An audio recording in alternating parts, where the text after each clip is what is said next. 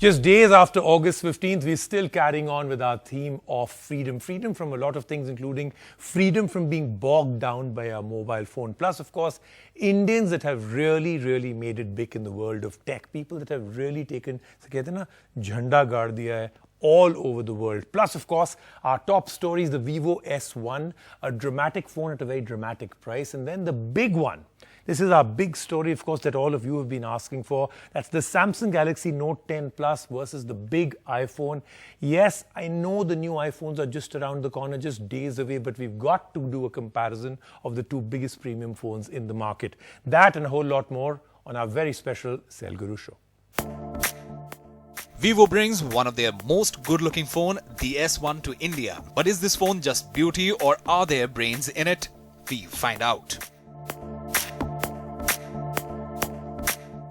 While there are many Indians in the world of tech that make us proud, we will talk about a few today on the show. We pit the newly launched Note 10 Plus against the iPhone XS Max. Has Samsung done enough to win on the mighty Apple phone? And we review the popular Bumble app and tell you if it's worth the download on our show today. And let's move on now to the headlines coming in from the world of mobiles. And I'm telling you, this first headline is going to shock you. So I'm going to take three letters that I'm going to actually name. And you tell me the first thought that comes to your mind. HTC. What's the first thought that came to your mind? Gone, blip, over, redundant, company shut down, right? Wrong, because HTC still survives. And they've actually come up with a new phone. We're starting off with that as our first headline. Every year we eagerly wait for September as it's the month when Apple takes off the wraps of its next iPhone. This year the launch may happen on the 10th next month, if an internal iOS 13 asset is to be believed. This asset was spotted in the 7th trial iOS 13 version released for developers, and an image in the system files seems to suggest this. Last year the Apple event launch date was first leaked in a similar manner, and it turned out to be true, thereby lending more weight to this latest internal iOS 13 code discovery. HTC makes a comeback with the Wildfire X, a triple camera phone at 9,999 rupees. The Wildfire features a 6.22 HD Plus display, an octa-core Helio P22 processor and 3 GB of RAM. The phone also comes with 3300 mAh battery and runs Android 9 Pie. We can't wait to see the new HTC phone. After all, it has been long, really long, we have held an HTC phone. And now, of course, our first special review, and that is Indians that have made it really big in the world of tech. Now, I've got to say, it makes me really proud to bring this story to you, and I'm bringing it around the time of August 15th. But do remember that it's now no longer about some obscure person who's doing very well in some obscure space in the world of tech, and you've just kind of heard of him. We're talking about people that have really made us proud. Some of the biggest tech companies in the world, companies that actually have something to do with your daily life, that touch your daily life multiple times in a day, are all headed by Indians. So like I said, a very proud moment. Take a look at this story. Us Indians are known as brains behind creating new technologies, and in many cases are driving forces in running the biggest tech firms in the world. And while there are many Indians who have made it big in the tech space and made us proud, let's talk about a few for now. Satya Nadella. Satya Nadella was appointed as the Chief Executive Officer of Microsoft in 2014 after a 22-year stint in the company. He still currently holds this powerful position. He previously held the position of Executive Vice President of Microsoft's Cloud and Enterprise Group. The Hyderabad-born 51-year-old has a BE from Manipal Institute of Technology, an MS from Institute of Wisconsin-Milwaukee, and an MBA from University of Chicago Booth School of Business. Sundar Pichai. Sundar Pichai was named the Google CEO in 2015. He was born in Chennai and studied BTech at IIT Kharagpur, Material Science at Stanford, and got an MBA degree from Wharton. The 47-year-old is responsible for the launch of the dominant Chrome web browser and was previously the product head for Android, Chrome, Maps, and other popular Google products. Sundar Pichai holds his position of Chief Executive Officer of the largest search engine till date. Dinesh Paliwal. Dinesh Paliwal is the President and CEO of Harman International, a premium audio gear brand that owns the likes of JBL, Becker, DBX, among others. Born in Agra, Uttar Pradesh, Paliwal holds an engineering degree from IIT Roorkee and an MS and an MBA from Miami University. Even though Samsung has acquired Harman, the 61-year-old Dinesh Paliwal continues to lead the company post the acquisition. Rajiv Suri. Rajiv Suri joined Nokia in 1995 and held various positions before being appointed as president and CEO in April 2014. He got the Nokia CEO's position after Microsoft acquired Nokia's mobile phone business. Born in India, Suri holds a B.Tech from Manipal Institute of Technology. Shantanu Narayan joined Adobe in 1998 as a senior vice president of worldwide product research and became the COO in 2005 and CEO in 2007. He is also the president of the board of the Adobe Foundation. Born in Hyderabad, Shantanu holds a Bachelor in Science from Osmania University, an MBA from the University of California, Berkeley, and an MS from the Bowling Green State University. And now let's move on to, of course, our top question of the week coming in from all of you, and that is, do we Indians upgrade our phones way too quickly? I mean, are we ahead of the curve than the rest of the world? So now I know that most of you go through this. You buy the latest phone after you've reviewed your storage needs, the RAM, the camera, the looks. It's got all the bells and whistles. And now, after about 2 or maximum even 3 months, and the next phone series or new phones from other brands are out with newer, shinier features, and it makes you feel what we now call phone FOMO, as in the fear of missing out. And what does phone FOMO make you do? Makes you think and maybe even change your phone really, really fast. And this is our burning question of the day. Indians upgrade their phones at breakneck speeds, but do we really need to? With the way technology has changed, do we really need to upgrade? Well, according to a study done by 91 Mobiles, 2 out of 5 Indians change their smartphones every 1 year. And according to another study done by Counterpoint, 81% of people said they changed their phones before they are 2 years old. I'm going to give you one which is not a study, just from my own social circle. Most of the people I know change their phones once in 6 months. But let's take a look at some other numbers and see how this is happening. Just last year, the category with the most numbers of phone shipments was between 10,000 to 15,000 rupees. But in just a year, that category has dropped dramatically, and the 15 till 20,000 rupee category has doubled. So this also means one thing. Aspiration value of smartphones is increasing, and we definitely are changing our phones at a very, very rapid rate in this country. Just think about it. We went from thick bezels to notch, to water drop notch, to a full screen with a pop-up camera, no notch, zero bezel in a matter of 1 year. The turnaround time for technology has become so fast, I don't blame you for quickly changing your phones. So if you're doing it for the form factor or the design, I'm kind of on board because we all want shiny, glitzy things. But if you're doing it for other reasons like battery or RAM or something they've put inside as features, here are 1 or 2 things that you must understand before you actually change your phone. First, something I already spoke to you about. Technology today has made almost all phones almost the same. So when you're actually buying a new phone and the previous phone you had, other than some glitzy little gimmicky things, nothing dramatically will change. Don't change your phone because it has 2 GB more RAM. Don't change your phone because now it has a new processor by Snapdragon or MediaTek. Don't change because they added 1 more lens. Second thing, if you start feeling that your phone isn't running the way it should, there's something that you can do once every 3 to 6 months which really changes things around. Do a backup of everything and actually reboot into factory reset and then start again. Believe me, it's a brand new phone. Try it out. You may just make sure that we don't really change our phones as quickly as we all do. And now let's move on to reviewing Sara Ali Khan. Well, actually not the actress herself. We're not reviewing her, though I think she would get pretty good brownie points from all of us. We're reviewing the phone that she launched as the brand ambassador. This is the Vivo S1. Lots and lots of very interesting things in this, including the optics, the fantastic look, which you can see right now. It looks like $1 million. Absolutely amazing screen. Very, very good screen, and then a very aggressive price point at under 20,000 rupees. Take a look, the Vivo S1. Subtle yet quite a looker, Vivo's latest S1 is here. This comes in quick succession after the Vivo Z1 Pro that was more robust for gaming.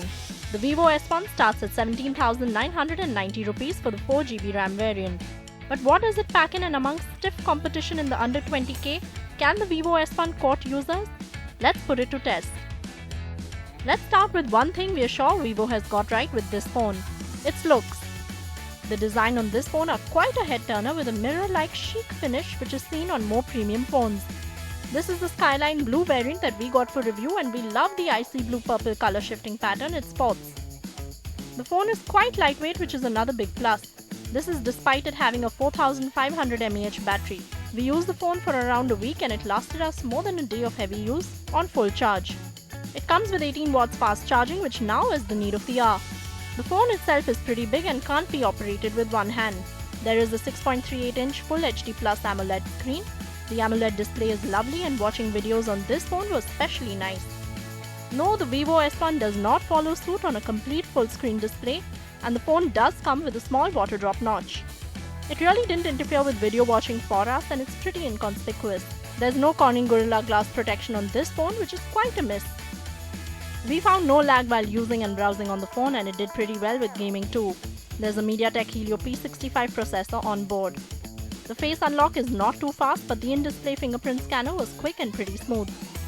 Coming to the optics, there is a triple camera setup on the back. The primary lens is 16 megapixels. The shots from this phone were good, especially in good light conditions. The color reproduction was nice and the ultra-wide angle shots were adequately wide. This is prompted by the 8 megapixel ultra-wide lens. And there's also a 2 megapixel lens for depth. Portrait shots were good and the bokeh edges were clear and sharp. The front shooter is 32 megapixel, which is housed in the notch. The selfies came out well, but we wish the wide angle mode was also made available for selfies.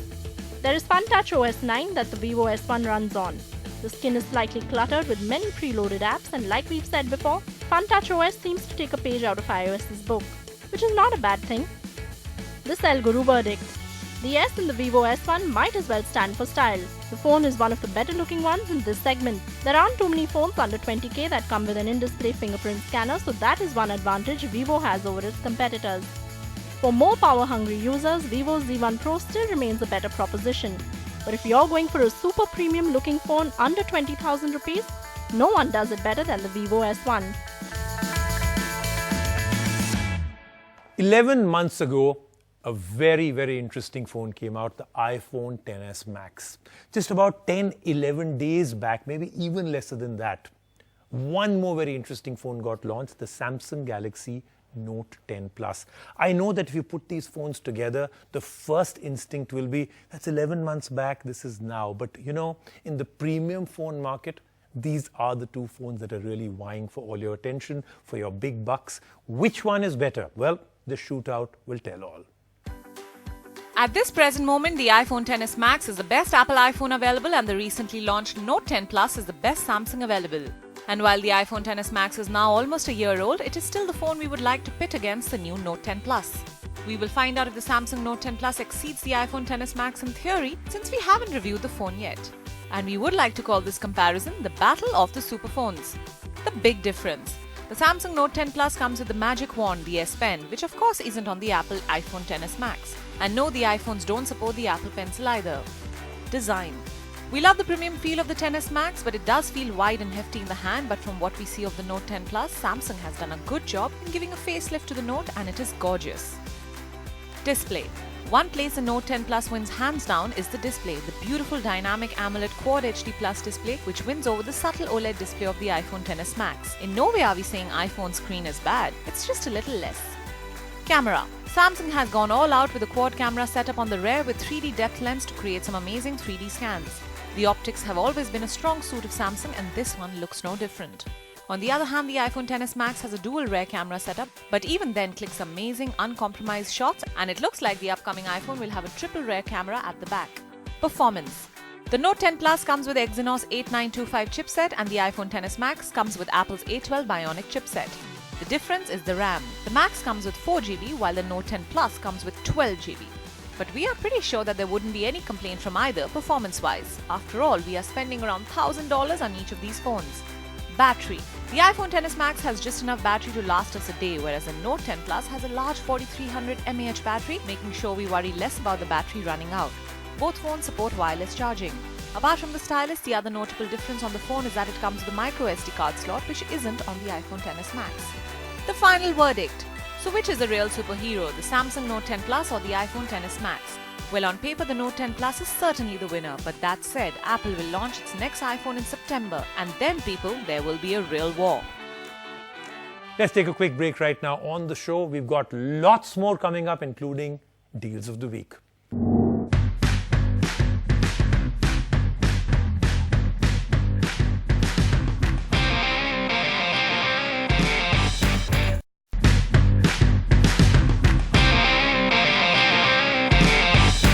So Priyanka Chopra is on Bumble, but did you know Rubina Mongia, despite being married, is very, very active on Bumble, and she's actually doing very, very well. Well, actually, I don't know whether she's doing very well or not. Just to do the review of Bumble, she actually had the guts to say, I'll create an account now. How well she's doing, how many dates she's gone out for, what's really working out for her, what's not working out for her. This is her review. We all know there's an app for everything, even for finding someone we could potentially marry.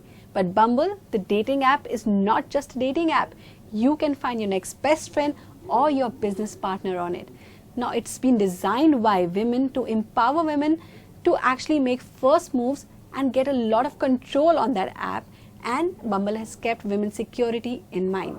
In our app, we're launching something called the Private Detector, which will identify a lewd photo and will not allow it to be delivered unless the receiver wants to receive it. And I think that's important, right? I think that's a really, really wonderful new feature to help all of our users stay accountable to being kind and good people and putting their best self forward on the platform, but also allowing our users to really get to know one another in the way that they want to get to know one another. Bumble is a free-to-download app on both Android and iOS. Make your profile, choose from the sections, the Bumble Date, the BFF and the Biz. You can always turn off the dating option. For the dating section, what makes it unique is that once two users have shown interest in each other's profiles, only the women can initiate a conversation. Also, you only get 24 hours to respond to the text sent by your interest.